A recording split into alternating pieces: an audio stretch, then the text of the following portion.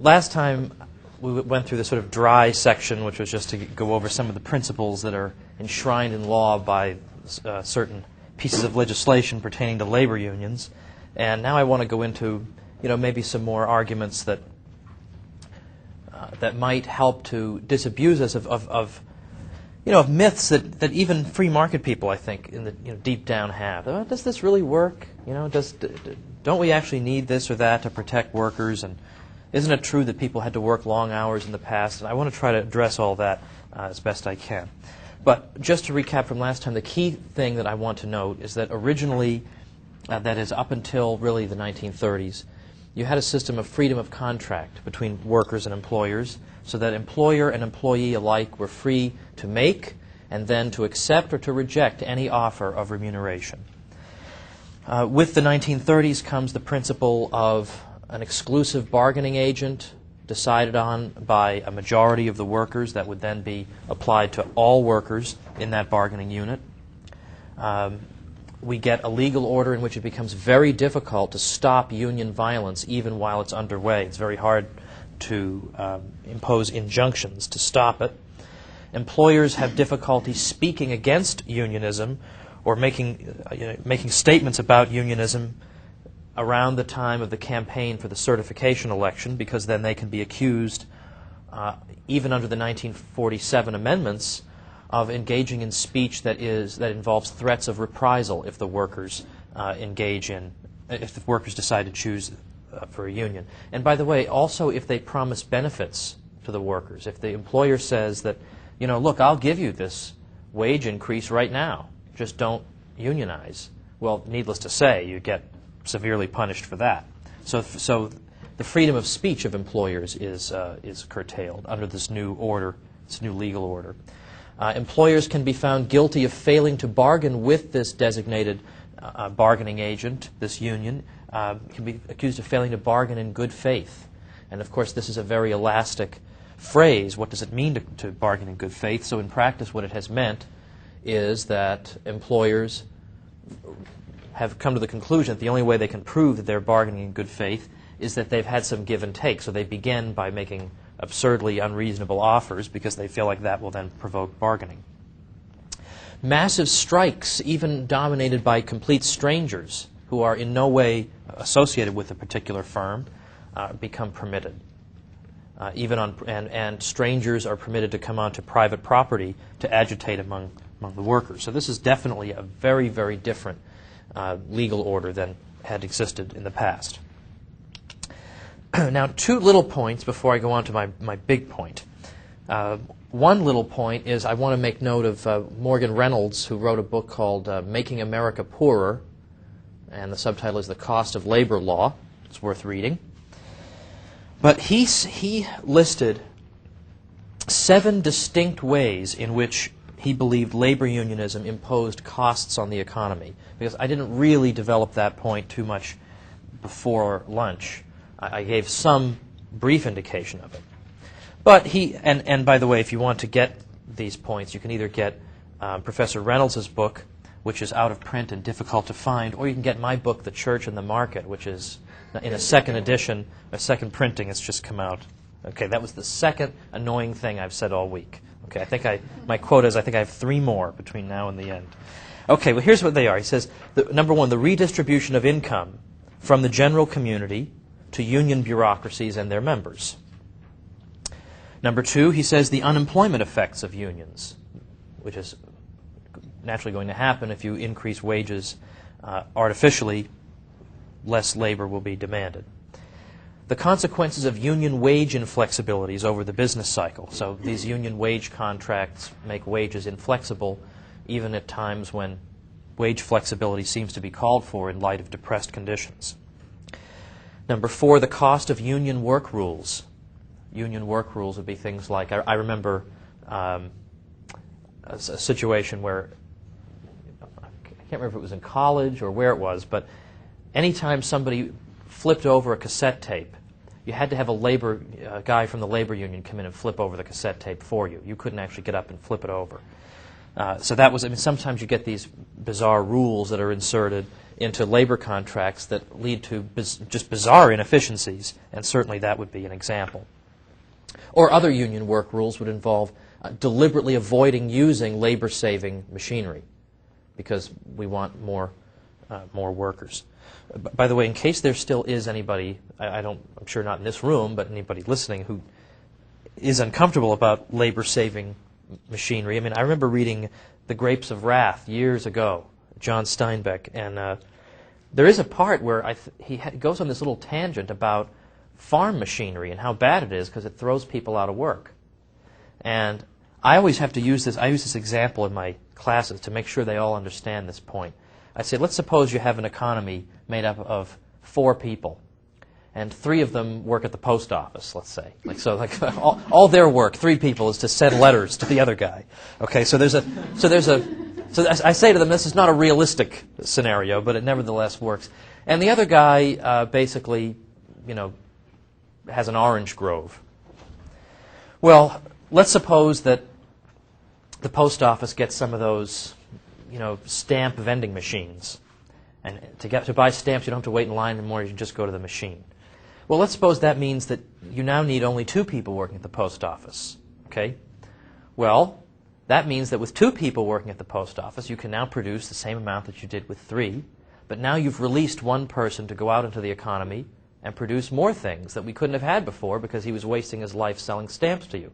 Now he can go work in an orange grove or something and increase the overall amount of wealth. So there's no need for that third person to go up to that machine and shake his fist at it and say, "You SOB, taking my stamp dispensing job away."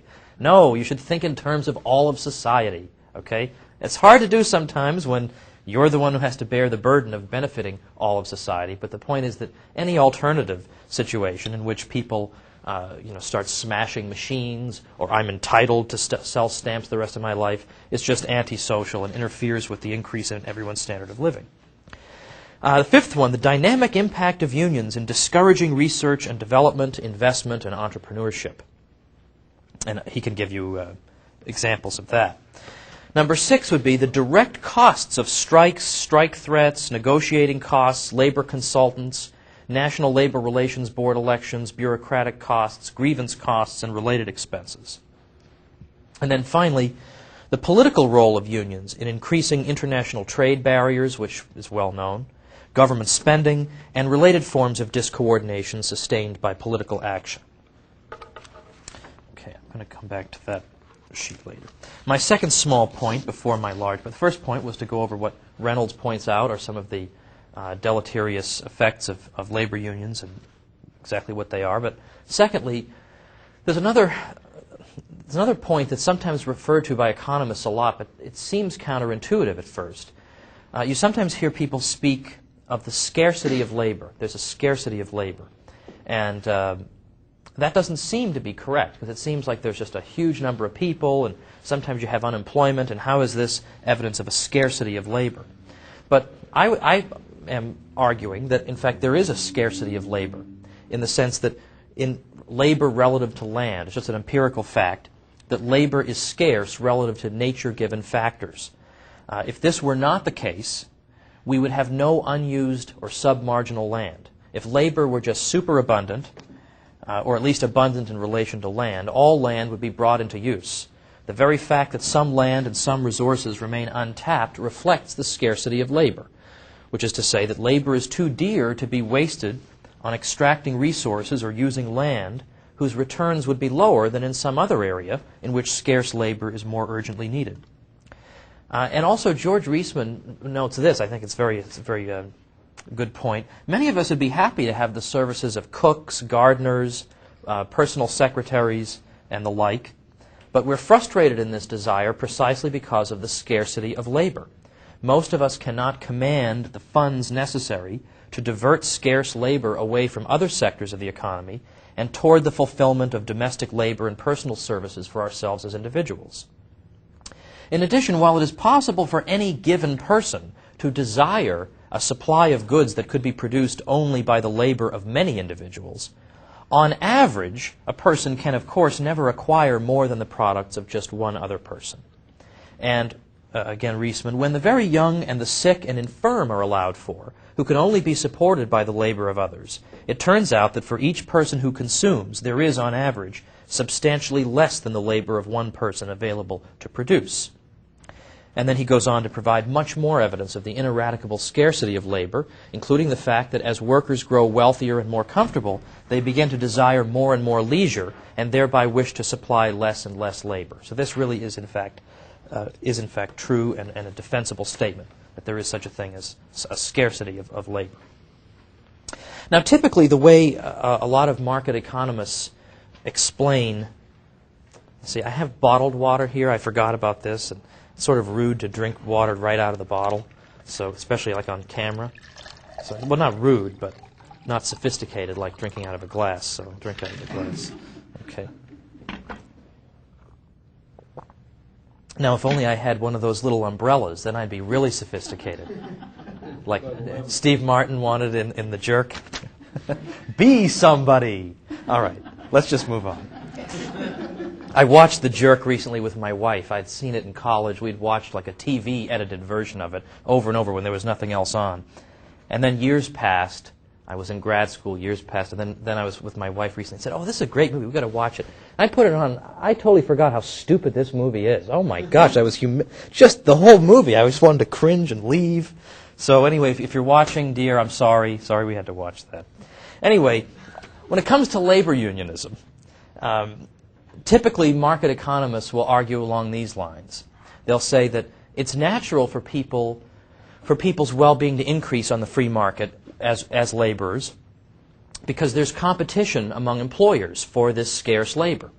And so if somebody is employing me and I'm making Pentium processors and you're paying me $1 a day, well, the argument goes that there'll be another employer somewhere who will bid me away, who also wants to have somebody like me, and will say, well, I'll pay you $2 a day. And so then the other employer has to bid up, so that eventually the argument goes that through, in effect, a kind of labor arbitrage, eventually the price of my labor is bid up to the point, more or less at my discounted marginal value product, so that it gets to the point where, I'm in effect being employed more or less at the level of, at a wage that more or less corresponds to my level of productivity. That's something like the argument that you hear market economists make. Certainly there's something to that, I think, but there's another way of looking at this wage question, I think, and again, I say this as a layman, but I'm quite taken by George Reisman's explanation of why it is that laborers tend, through the natural workings of the market, to grow wealthier and wealthier. In fact, what he's going to argue is that there is a natural tendency for all real incomes to increase over time on an unhampered market. So what I'd like to do now is to look at that for a moment and give this alternative explanation as to why it is that people, in fact, workers included, tend to do better and better over time in an unhampered market. First of all, Reisman points out that let's bear in mind that his theory is not going to be that easy to see taking place in our economy, because we have an economy with an expanding money supply, a very active Federal Reserve system, and so we've grown up in an economy in which we think it's just normal that things get more expensive all the time. Like, this is just like a fact of nature. Things always get more expensive, and that's just the way life is. But it need not be so. Of course, the price level in America was consistently falling for a century and a half, really from the 18th century, if you don't include wartime. And that's because if you have a more or less fixed supply of money, and the gold supply is more or less fixed, I mean, at least as compared with the money supply since going off gold. If you have a basically fixed money supply, but you have an economy that gets progressively more productive and it produces more and more goods all the time, well, then that constant amount of money will come to command correspondingly more and more goods. Whereas we live in an economy where both wages and prices just seem to be going up, and it just seems to happen like that. But let's imagine an economy that isn't like that, where you have, in effect, a stable money supply. I mean, I understand that you're always mining gold, but in effect, a stable money supply. Let's just consider we have a constant money. And then we can look at this and see how our standard of living is increased. The key to the process whereby the unhampered market increases the average standard of living is business investment in capital goods that increase the productivity of labor, which is to say, how much each worker is capable of producing. A forklift, for example, makes it possible for a worker to move and stack far more pallets than before, and to reach heights that would have been impossible with his bare hands. Other kinds of machinery can multiply the efficiency of a single worker many times over, sometimes by orders of magnitude. The amount of goods the economy is capable of producing rises, and at times even explodes, and this is how wealth is created.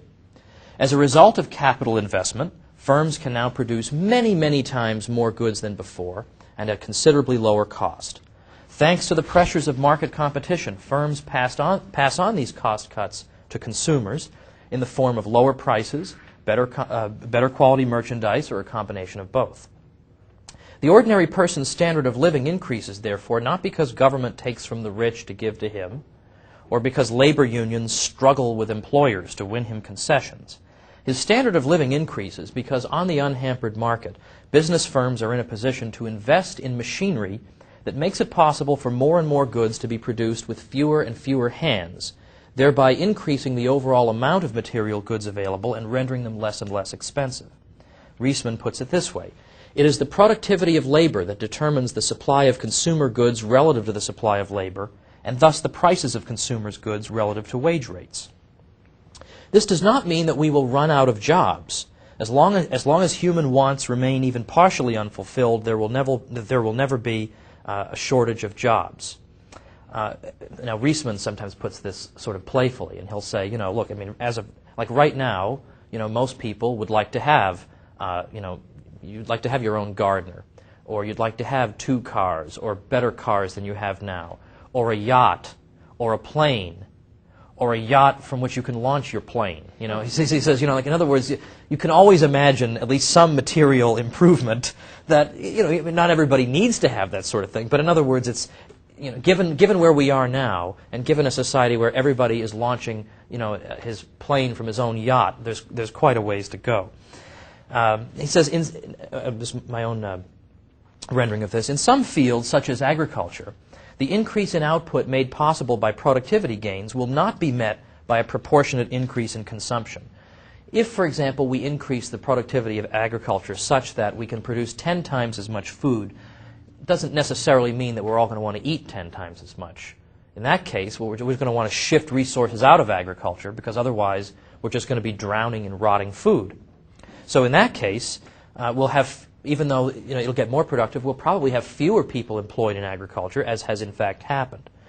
But this released labor is now available to produce other goods that we could not have had before. They can go now work in the orange grove, as it were.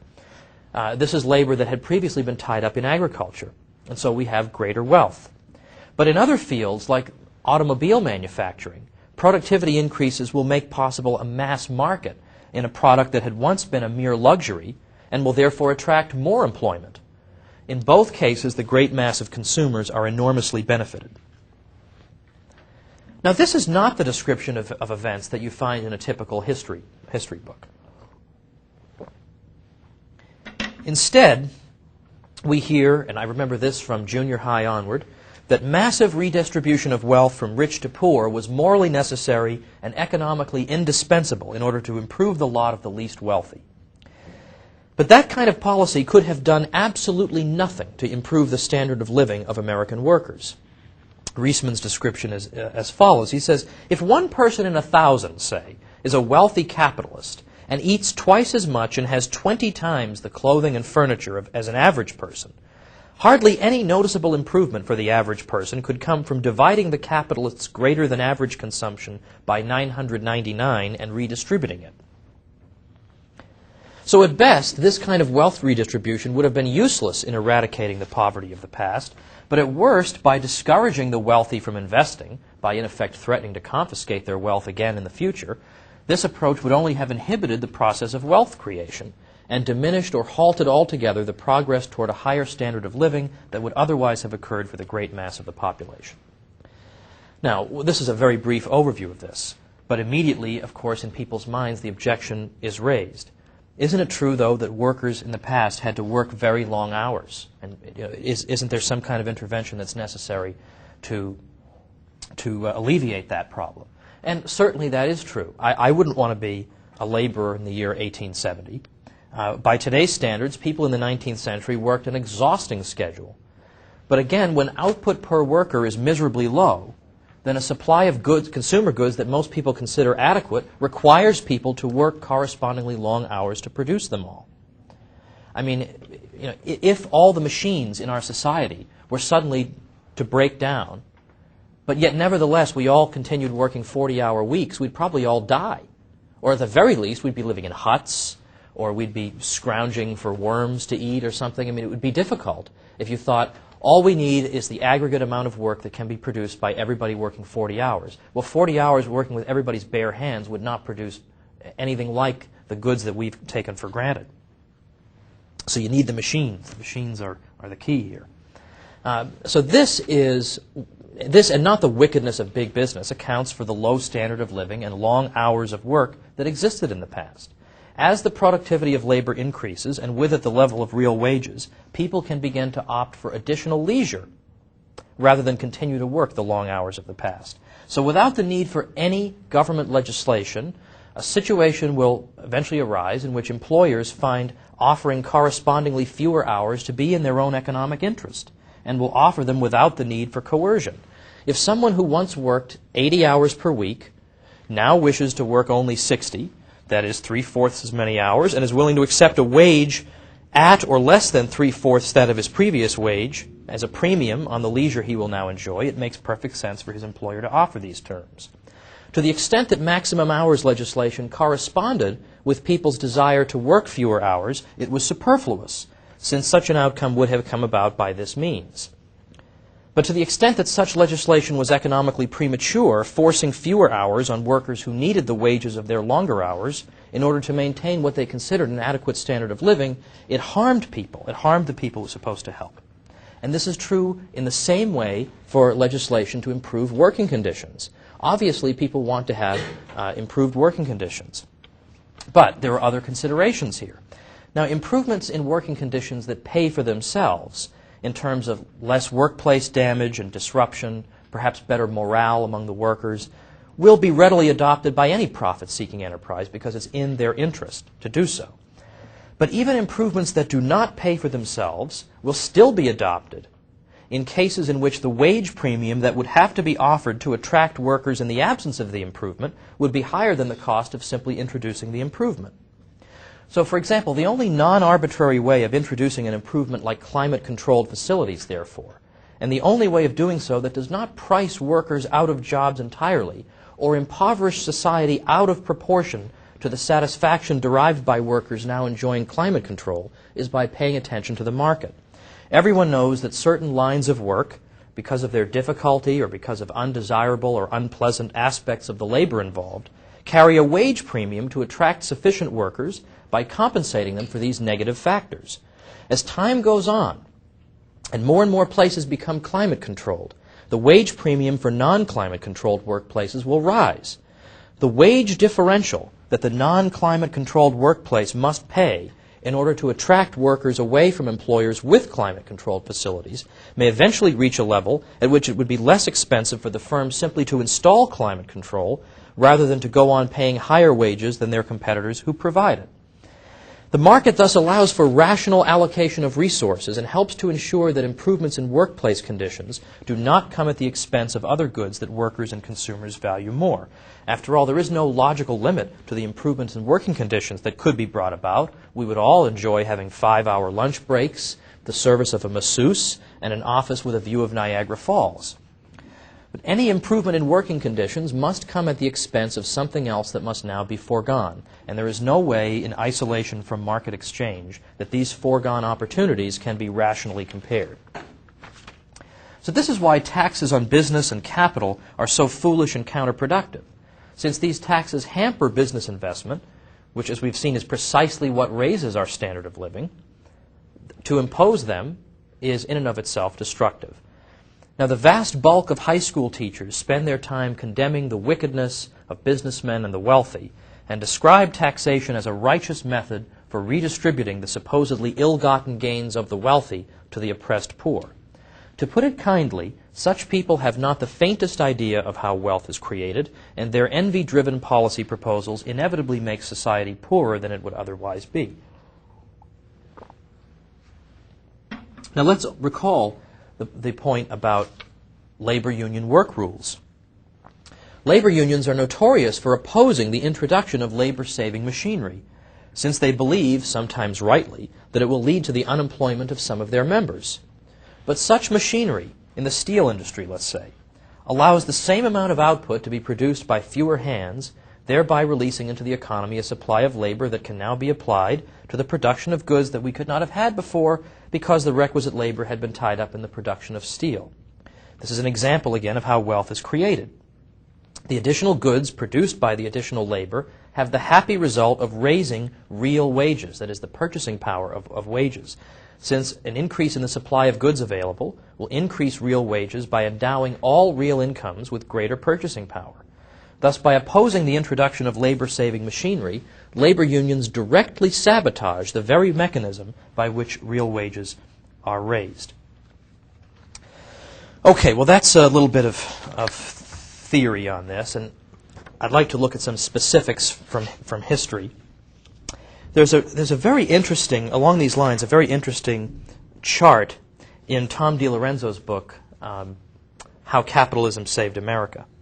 And he and I seem to be in some kind of a, mutual help society, because he writes articles about me, and then I say 3 words about him at a conference. Like, I really owe him a lot at this point. So we'll start with item number 1. But I wanted to mention this anyway because I think this is a great chart. Page 98 of Tom DiLorenzo's book, How Capitalism Saved America, shows it's got a number of products listed, and then it lists 3 calendar years, 1900, 1950, and 1999.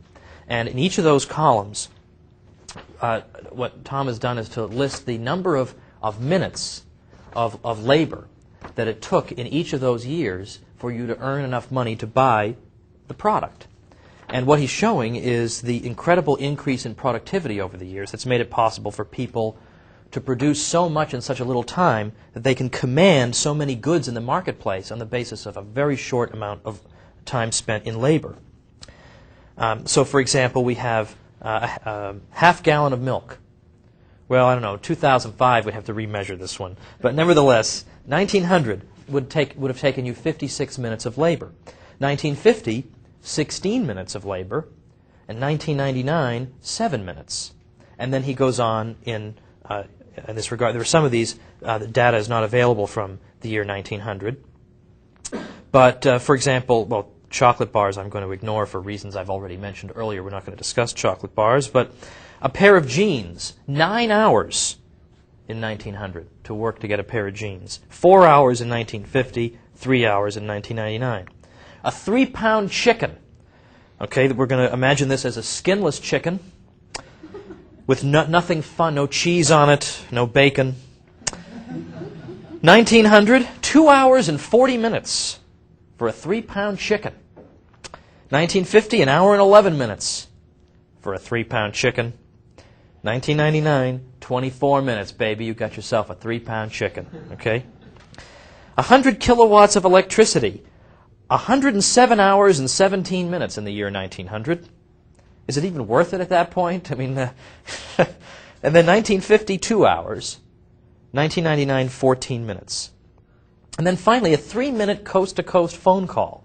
In 1950, you'd have to work an hour and 44 minutes to be able to make a 3-minute coast-to-coast phone call. In 1999, you had to work for 2 minutes. So, there you go, 2 minutes, 3-minute phone call.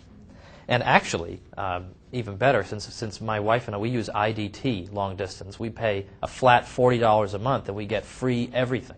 Free interstate, free within state. Yeah, I got like $100 for that. No, that's not true. But I mean, you're crazy not to be using this thing. Like, my friends call me and I say, let me call you back, it's free. And they're going, whoa! So I'm getting lots of calls these days. All kinds of calls from people because I call them back for free. So, I mean, that's quite impressive. I think this is where you take some of this theory and you show that it actually does correspond to something in the real world.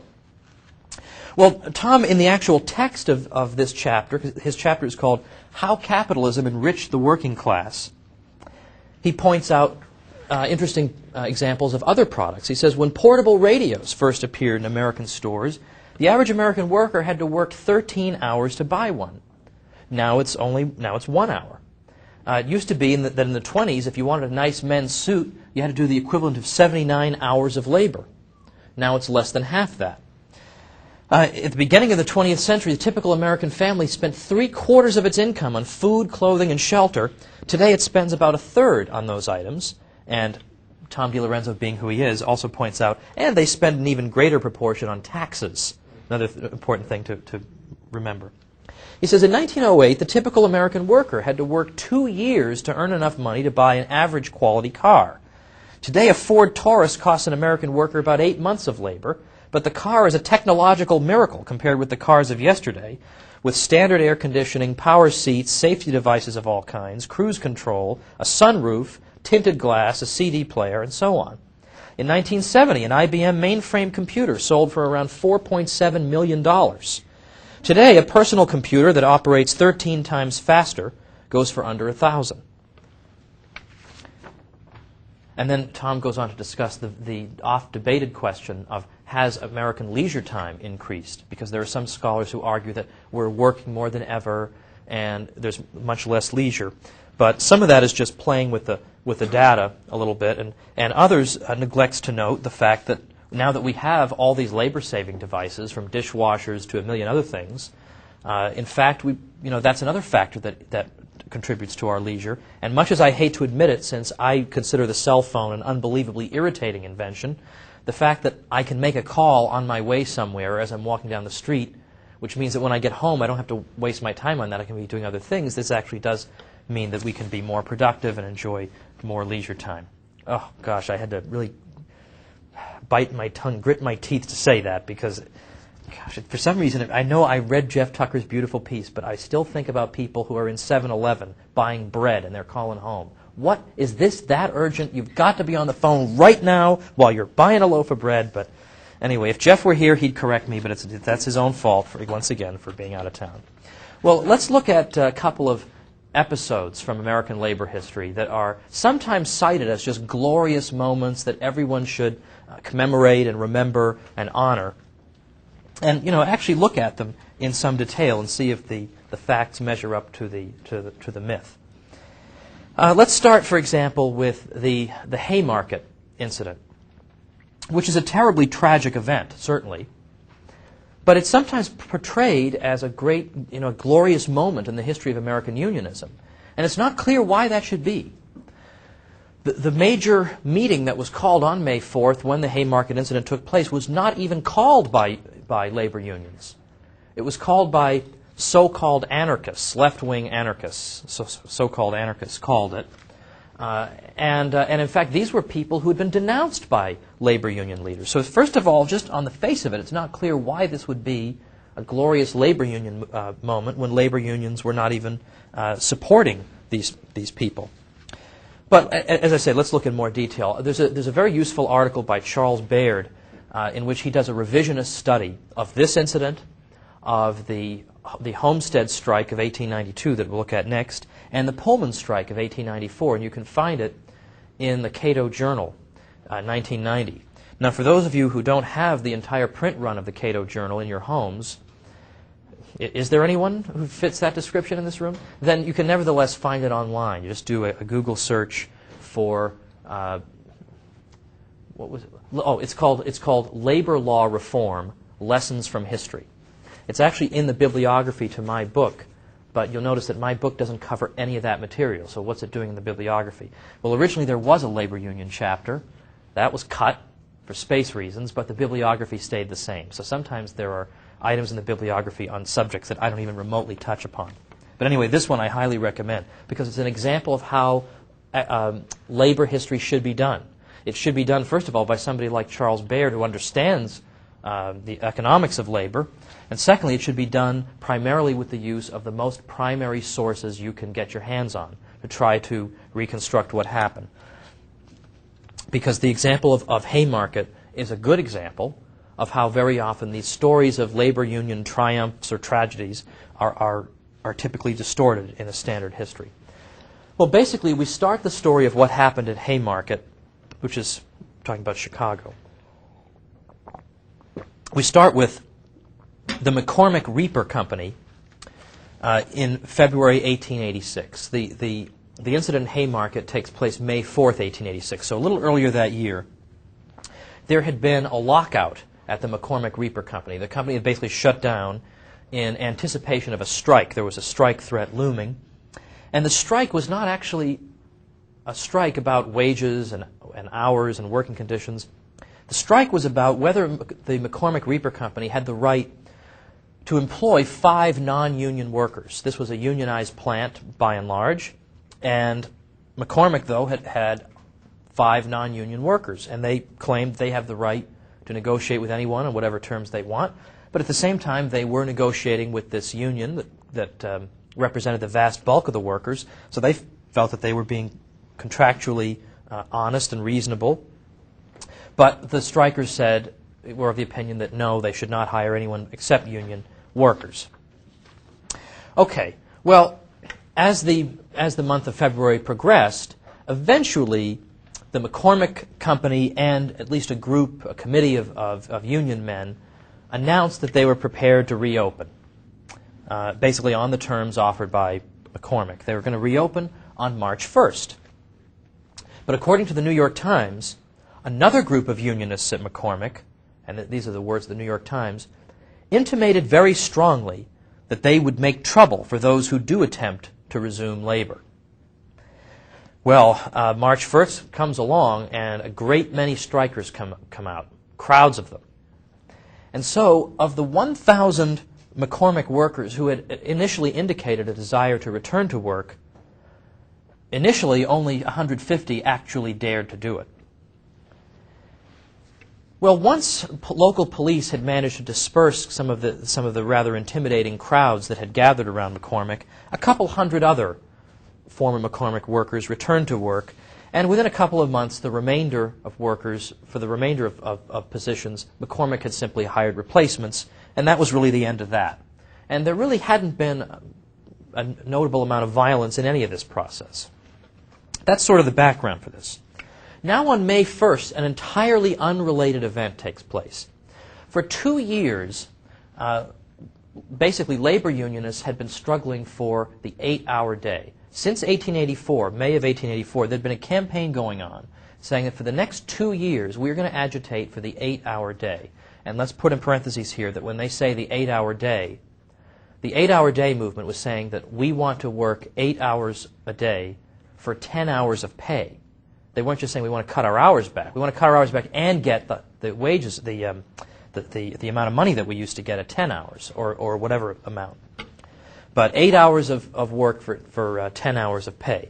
So this movement got started in 1884 and said for the next 2 years we're going to be agitating about this. We want to try to get as many employers on board to impose the 8-hour day. And then when May 1st, 1886 comes along, if there are employers out there who still haven't gotten on board for the 8-hour day, then we go on nationwide strikes and refuse to go back to work until the 8-hour day is granted.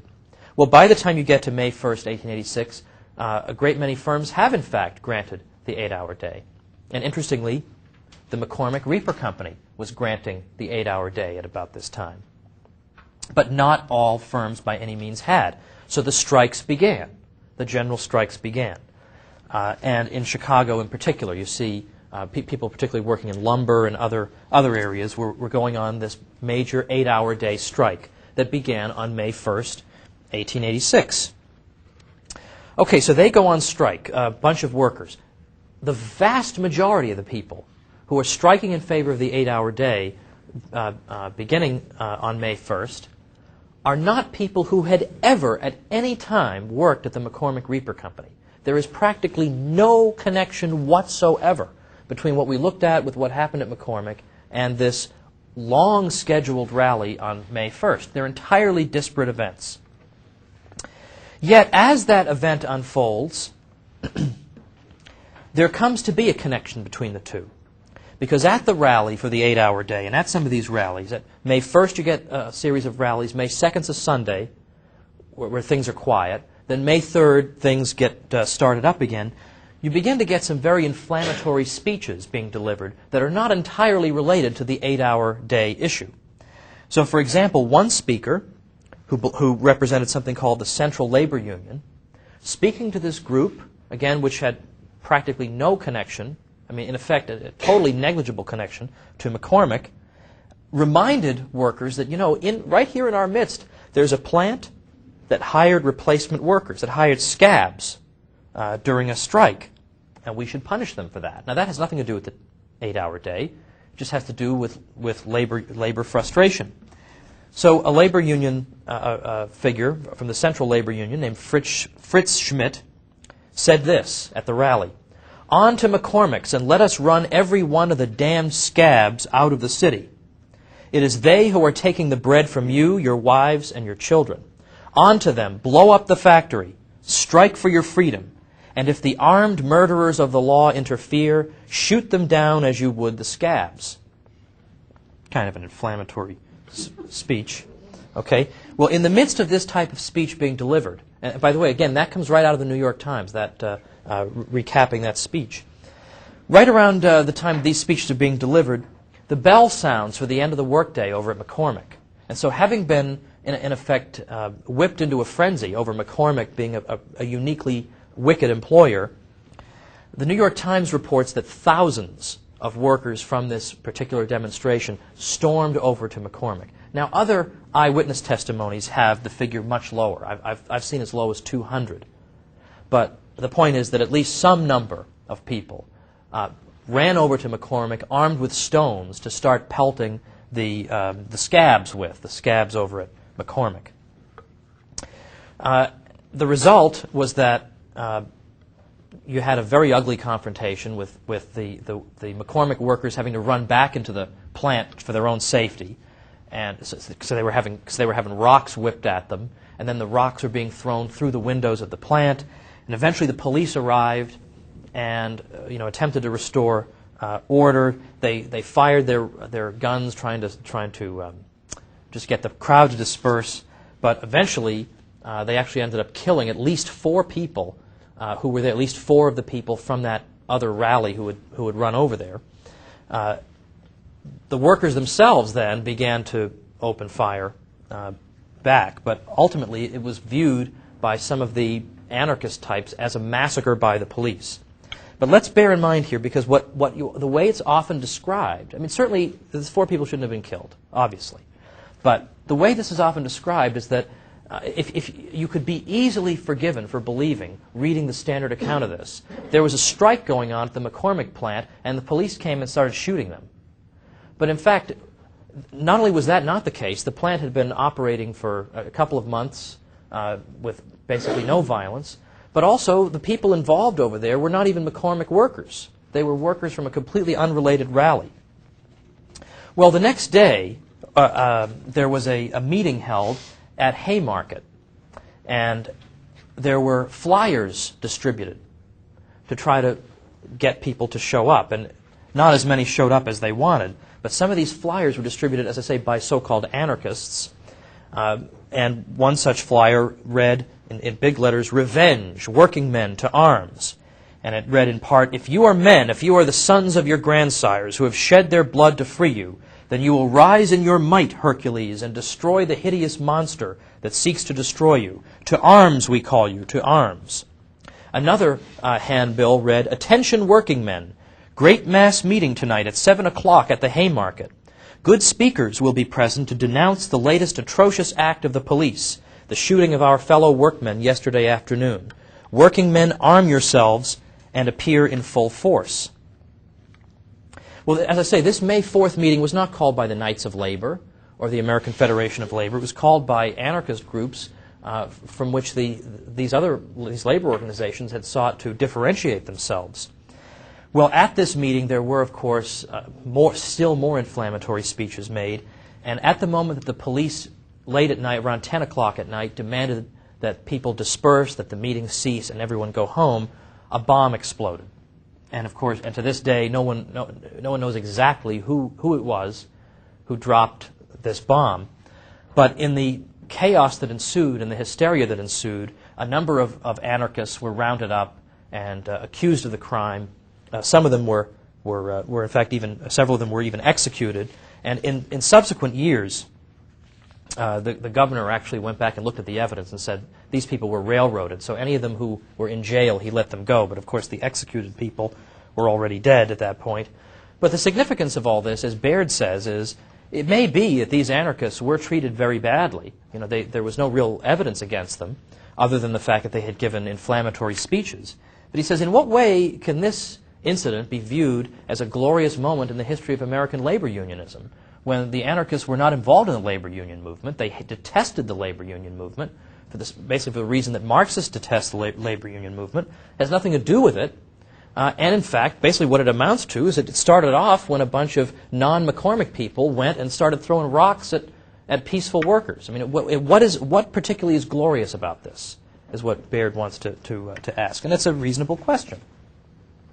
But still more dramatic, though, is what happened in 1892 in the Homestead strike. This is the Homestead, the Carnegie Steel Works in Homestead, Pennsylvania. It was a very important facility for the production of steel. I mean, it was tremendously efficient, much more so than comparable European plants. And there's a historic strike that occurs there in 1892. And again, the Standard account has it that, again, this is a glorious moment for organized labor, and it's something that needs to be solemnly commemorated.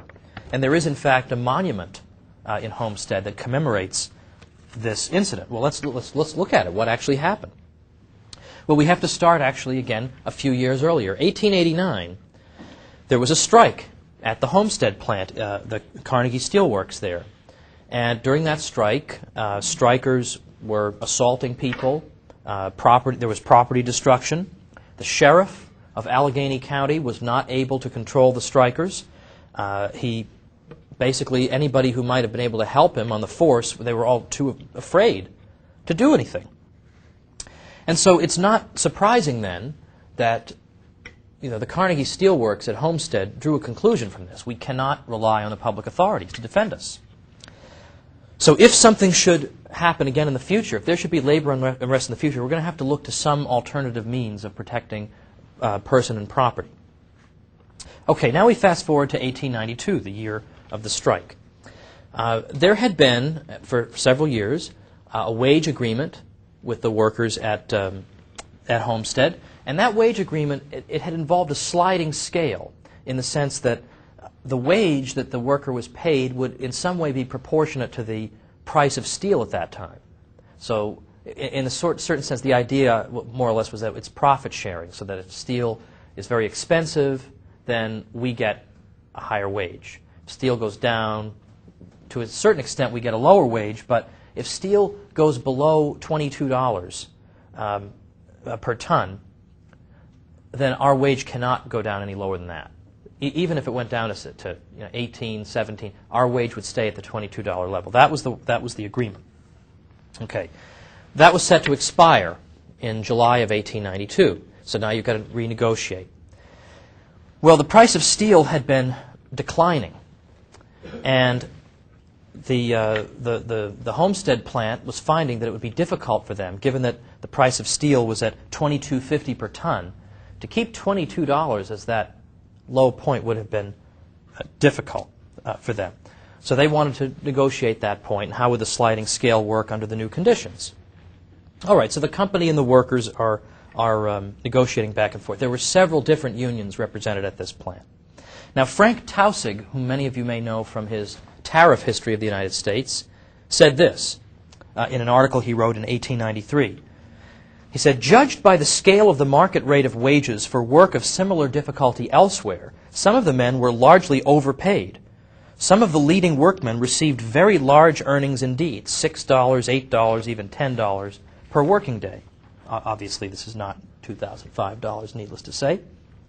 Well, by the time of July 1892, it was clear that the two sides were not going to reach an agreement. In particular, it was the Amalgamated Iron and Steel Workers.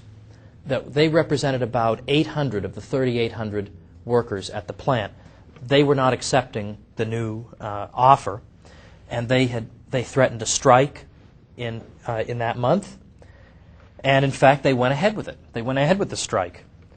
But it wasn't just them. It wasn't just the 800 who belonged to this recalcitrant union. Basically, all 3,800 workers went on strike. And it seemed to the folks at Homestead that intimidation must have been used here. Well, how would you be able to get all 3,800 workers to go on strike when 3,000 of them were perfectly happy with the deal? How did they do that? And so they were convinced, both Carnegie, who was not present, and the guy who was actually running the Homestead plant, Henry Clay Frick, was of the belief that there must have been intimidation used. Well, regardless, whether there was or wasn't, it would be hard to get to the bottom of that at that point. But the strike went on, and so the 3,800 workers basically ceased working. And Carnegie himself, when he got word of this, was stunned that his workers had all of them had gone on strike. He was of the opinion that he had modern facilities, that he had reasonable safety precautions in place, given that steel production is inherently an extremely dangerous line of work. He thought he had been more than reasonable to his employees, and he was quite taken aback that this took place. Well, the strikers now form what they call an advisory committee, and this advisory committee now begins to, in effect, exercise the powers of government in Homestead. This advisory committee surrounded the Homestead plant, would not allow basically anyone other than company officers entrance, and they made it clear that they were trying to prevent non-union workers from getting into the plant. They would stop and question strangers, people they didn't recognize, going into the plant. So in early July, 300 guards from the so-called Pinkerton Detective Agency were dispatched. The Pinkertons were a private organization that would sometimes be dispatched in situations like this, where the public authority is helpless to do anything, but that assaults against private property are in effect and need to be addressed. So 300 Pinkerton guards set out on a couple of barges along the river heading toward the Carnegie Steelworks at Homestead. So there's a docking site, in other words, on the property for the barges. Well, the striking workers caught wind of this, that these several hundred Pinkerton guards were on their way, and a mob of thousands began to rush over to the docking site. When the boats finally got to the docking site, the mob, in fact, greeted them by letting the Pinkerton Detective Agency guards know that they really were not welcome there. And the way they let them know that they were not welcome there was that, for example, when some of the Pinkerton guards tried to disembark and actually come ashore, along with the leader of these guards, Captain Hinde, we get from a modern historian this description of what took place. 3 strikers ran forward, 2 grabbed the end of the gangplank, while the 3rd deliberately lay down upon it as if to dare the enemy to cross his body. As Hinde was trying to shove the prone man aside, the latter pulled a revolver and shot him through the thigh. The heavy cartridge knocked him over backward. A torrent of gunfire swept the men on the plank. Hinde was hit again. Another guard named Klein was killed instantly. 4 of the others were wounded. Well, the Pinkertons hadn't even fired at this point, had not fired a shot at all. But at this point, given that one of them has now been killed and others have been shot at and wounded, they began to return fire. And at this point, 2 strikers were killed and several injuries. The mob retreated, but temporarily, because ultimately, all day long, the Pinkerton guards who are still on board the boats are being fired upon. And the way that the strikers are going after these Pinkerton guards changes over the course of the day. First, they fire cannons at them, hoping to sink them. Then they try to set the barges on fire, and then they try to use dynamite on them.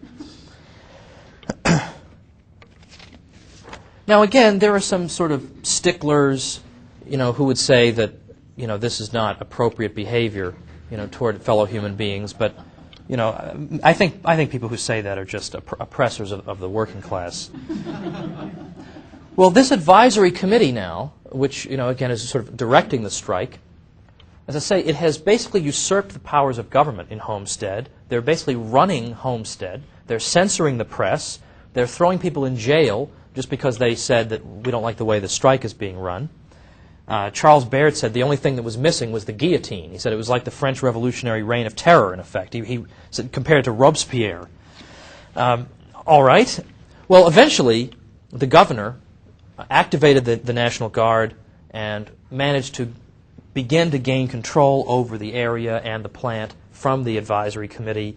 And with the passage of time, non-union workers were able to be hired, enough of them so that you could actually get things up and running again. Now, in fact, even workers who've been on the strike were welcomed back to the plant, except those who were responsible for the most egregious, examples of animal exuberance. As we mentioned earlier today, they were exempted. But many of the strikers were welcomed back, and some non-union workers were admitted to employment as well. Well, by the time you get to the fall of October, this advisory committee is still trying to carry on pressure against the Homestead plant, and it's pretty obvious by October that they've lost. I mean, the plant is up and running. Everything seems to be fine. So in October, given that even some of the people associated with the advisory committee group were going back to work for Homestead, we note that a bomb went off in a boarding house that housed many non-union workers. Another non-union worker had his own house burned down. Other non-union workers, when they were caught alone in town, were beaten. But that was it. Basically, the whole thing sputtered to a conclusion. Now, in the midst of all this, by the way, the gentleman who had been in charge of the plant was Henry Clay Frick. I know, there's something funny about that name, and I can't put my finger on what it is exactly. But while this was happening, he was actually shot twice by one of these anarchists. But he stayed at work. And in fact, he wrote a letter to his mother that day. And in the letter, he had this solitary reference to what had happened to him. He wrote, "Was shot twice today, though not seriously."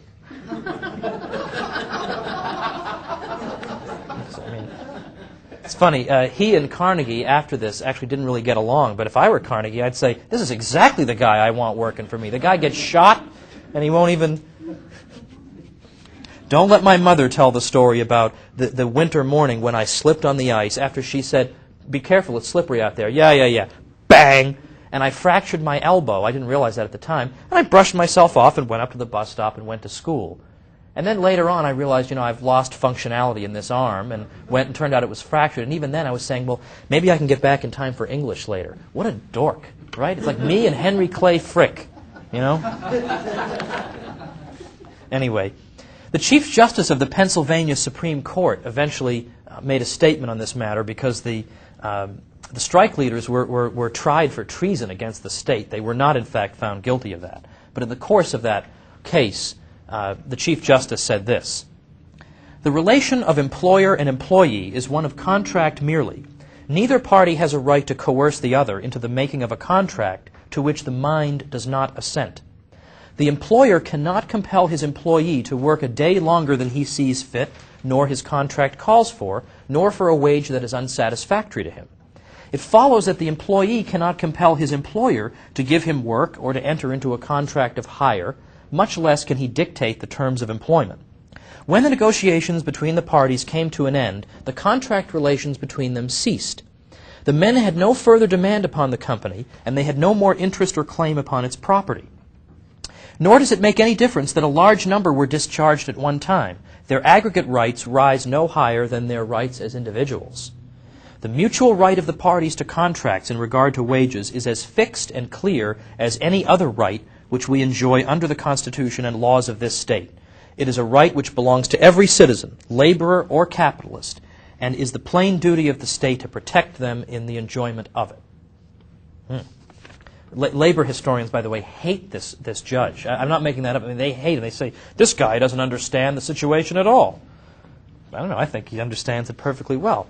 But isn't it interesting, though, that there is, to this day, a 10-foot-high monument that commemorates the Homestead strike, and the inscription on it reads as follows. It says, erected by the members of the Steel Workers Organization Committee, local unions, in memory of the iron and steel workers who were killed in Homestead, Pennsylvania, on July 6, 1892, while striking against the Carnegie Steel Company in defense of their American rights. Doesn't seem like really the description that I think I would use to describe what happened as a defense of their American rights. And Baird's assessment is to say that it seems to me that what they were actually doing was violating the American rights of other people who just simply wanted to work at the Homestead plant. Well, all right, that's at least a little bit of an overview of a couple of the better-known labor incidents, and I think it goes to show how much work there is to be done on this, because that's not the version of the story that typically comes out, and yet these are all sources that are easily consulted, that you can easily get, and so we need toward a reconstruction of American labor history, and I now have 2 little kids, and I have a million things to do, so somebody here has to undertake this project. Okay, so we'll stop here. We'll finish with talking about labor, and then take questions. Yes, sir, and then yes, sir.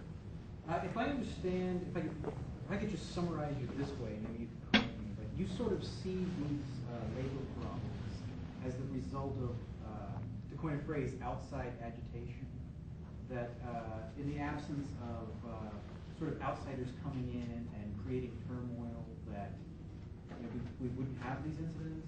Or? Oh, well, I wouldn't say that for sure as a matter of apodictic certainty. The question is, am I saying that in the absence of outside agitation, would we basically be free of these type of labor disputes? Is it only because outsiders are coming in and organizing people?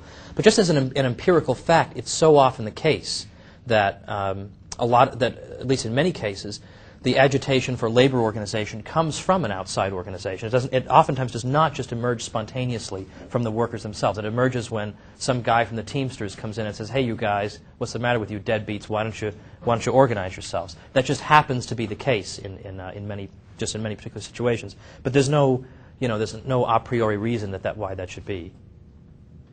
Yes. I was thinking what you said about the event and thinking about what happened in Paris in 1876, and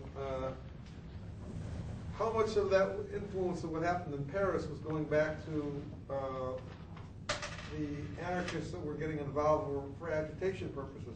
Because I remember back in my college days when agitators would say trying to close shows down Berkeley, and we had people Parkinson and out there, and they would get the crowd all stimulated, and they leave, and then they go on facing the National Guard.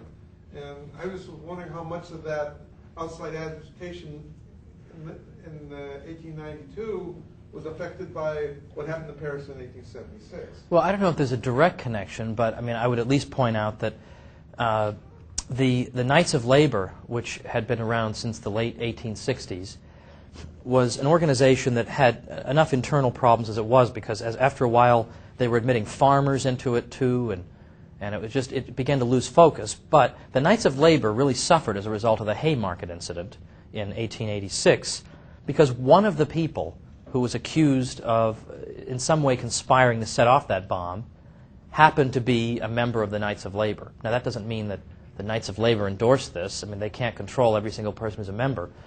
But people began to associate in their minds, oh, Knights of Labor, yeah, Haymarket.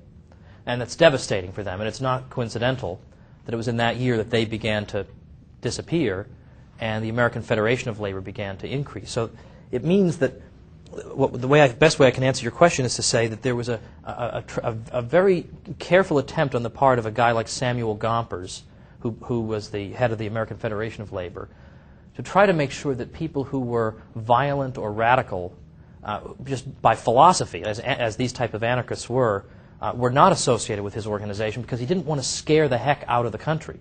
He didn't want people to think of labor unions as the source of just a kind of a systematic violence throughout society that anarchists were associated with. But I think that's about the best I can do with that. Yes? Could you say more about Samuel Gompers and his role? He's still a hero among high school. Yeah, and think, he's not so bad. He disagrees with me on economics and stuff, but I can forgive a lot when people do one heroic thing, oftentimes in my mind it very much offsets other things. And Gompers was involved in the Anti-Imperialist League at the time of the Spanish-American War, but then mainly the suppression of Philippine independence. So he was somebody he wasn't the sort of labor leader who rallies his troops to go be rah, rah, rah, and we've got to support every war because they're all ipso facto just. He took a gamble by saying, well, you know what, I think this is immoral, and I'm going to stand up against it, even if there are a bunch of flag wavers in my organization. I'm nevertheless going to come out against it. That's a good thing. So as I say, I don't want to take his name in vain too terribly much, because that was a heroic thing, and we needed many thousands more people like him doing that. By the way, my favorite incident on that, by the way, is that Andrew Carnegie, as if to counter the claim that capitalism is imperialistic, like it somehow of its nature is imperialistic. Did some of you know that Carnegie was not only involved in the American Anti-Imperialist League, but that he offered to buy the Philippines for $20 million so he could then give them their independence? What a beautiful thing. And then I remember saying that to somebody and saying, well, it's very disturbing that one person could buy the Philippines. And I thought, well, I don't find it nearly as disturbing as killing 200,000 of them to keep them a U.S. colony, but that's just the way I am. All right, yes. Do you mind sharing you mentioned a quote earlier this morning about the idea that voluntary unionism can't enact exact benefits for the workers, and it's only through the coercive power of the state that they manage to get these benefits. I'm not sure, is that your position as well? Well, no, it's just that it tends to go that way. I mean, it is theoretically possible. Like I think Henry Hazlitt points this out in it might even be in Economics of One Lesson, that it's not theoretical. And even Rothbard, I think, in Man, Economy, and State. But I could be corrected on that. So it's not in and of itself impossible to imagine, a labor union that uses non-coercive methods. It just may be unusual. It may go against the grain.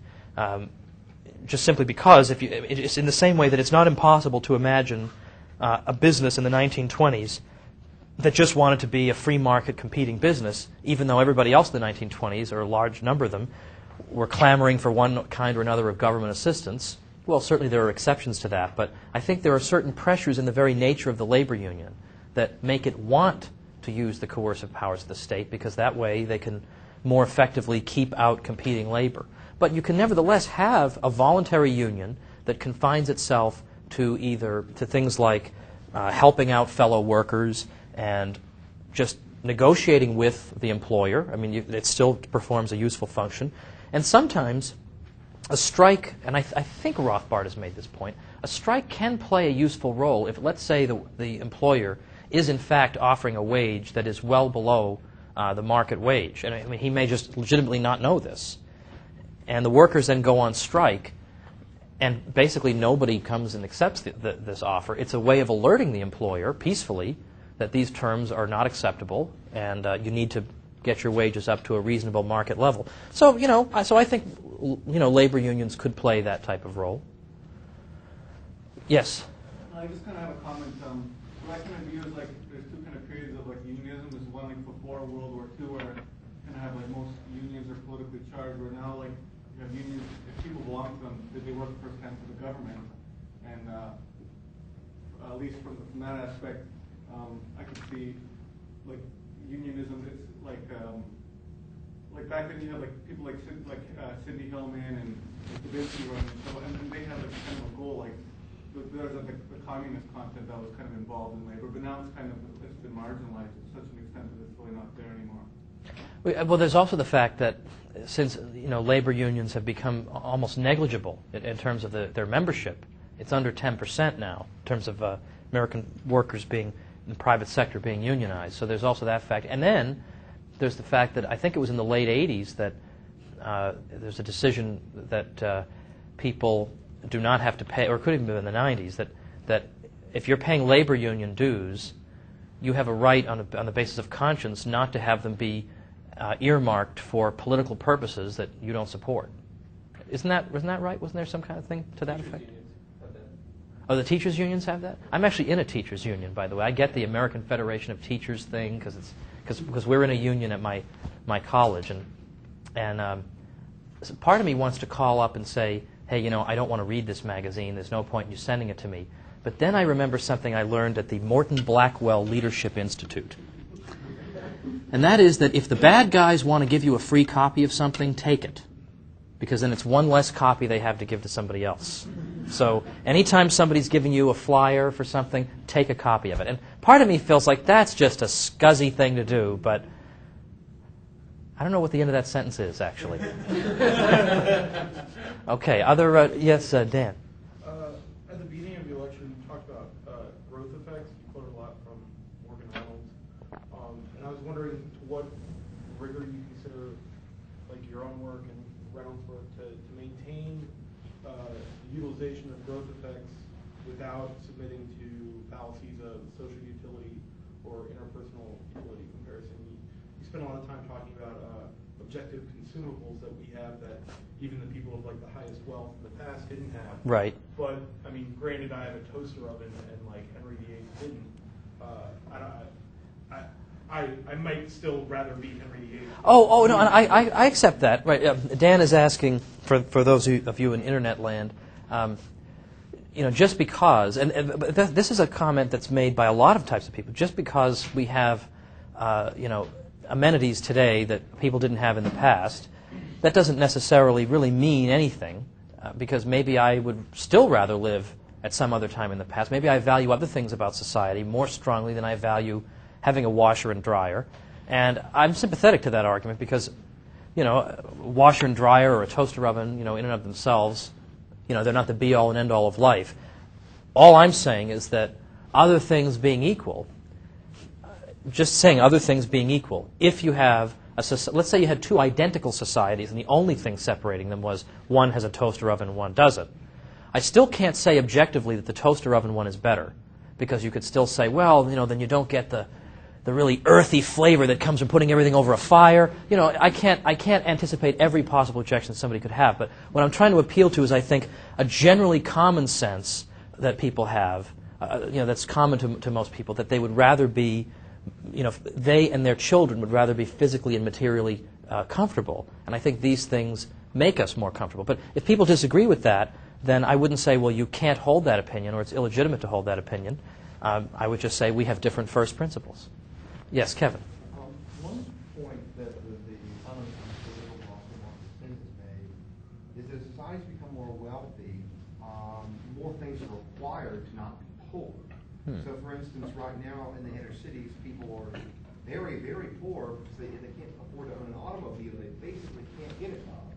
So, when you said earlier, you know, people can get jobs when automobiles first became available, but now in a way they're a way that can sort of, well, make people poorer because the whole system of organization has improved to such a degree that people can be left out in new ways.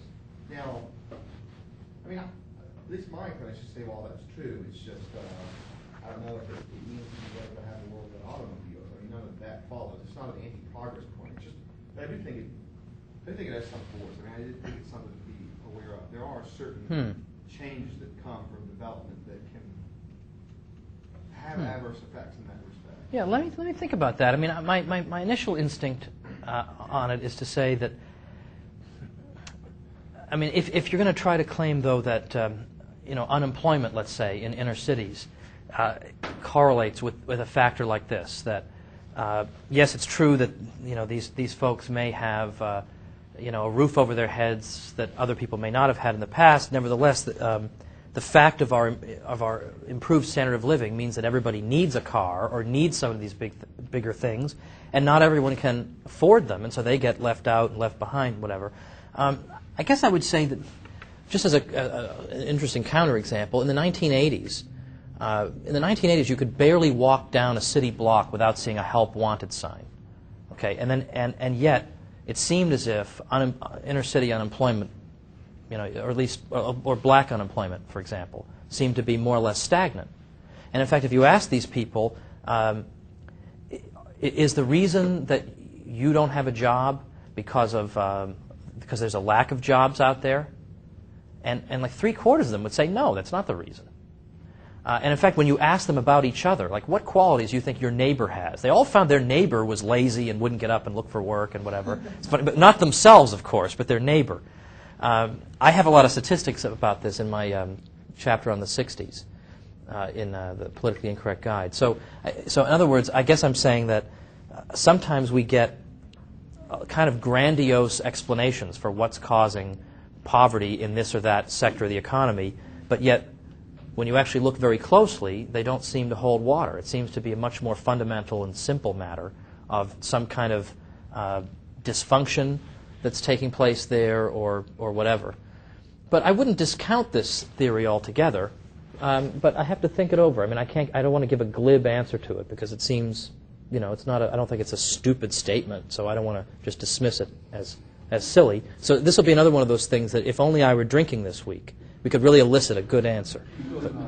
Yeah, that's right. Yeah. They'll still try and get me to do it, I'm sure.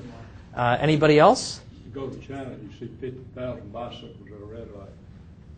Yeah, that's true. Yeah, right. Yeah, that's right. Look at, he says, the gentleman says, go to China, you see 50,000 bicycles at a red light. Yeah, you get a bicycle. Gosh, now this will be, you mark my words, that'll be quoted on the internet. Tom Woods' solution to poverty, get a bicycle. It's just the point was that it could be applied to not just cars, Oh, right. No, I understand. Yeah, no, I understand that. Yeah. Well, let's see if we can hammer out but that'd be a good, we should write something on that. Because I know you're overloaded with spare time, Kevin, as am I. Yes? No, but I think the bicycle answer is a reasonable response to that, in the sense that it can be applied to anything, but then there are also dynamic responses to anything. Yeah, that's right. Yeah, see, that's what I want to say, is that there are dynamic responses, right. Brian Kaplan has a recent piece on why is it that all the statistics that are aimed at curing unemployment or homelessness they draw information out of single bedroom apartment rates and whatnot, yet college freshmen around the country have to bunk down in these slum hotels of dormitories, and he's to cure homelessness, he says, make them get roommates. Well, that's an interesting point. In fact, I remember seeing, thankfully, when I lived in New York City when I was in grad school, I had a reasonably good apartment. But some of the housing they had for the grad students, I thought, you've got to be kidding me. You walk in there, and it's a bed and a door that hits the bed as you walk in. I thought, you've got to be kidding me. Someone's got to. My gosh, no wonder everyone's crazy at Columbia University. Human beings aren't meant to live this way. Okay, any other? Yes? I was wondering, is there any work that you can recommend for additional reading dealing with the movement of the radical left, starting off with, 1876 in Paris, coming over to the United States? Because, a lot of American radicals from, the time of World War I were going off to Russia to create the communist revolution. I remember one attorney from Chicago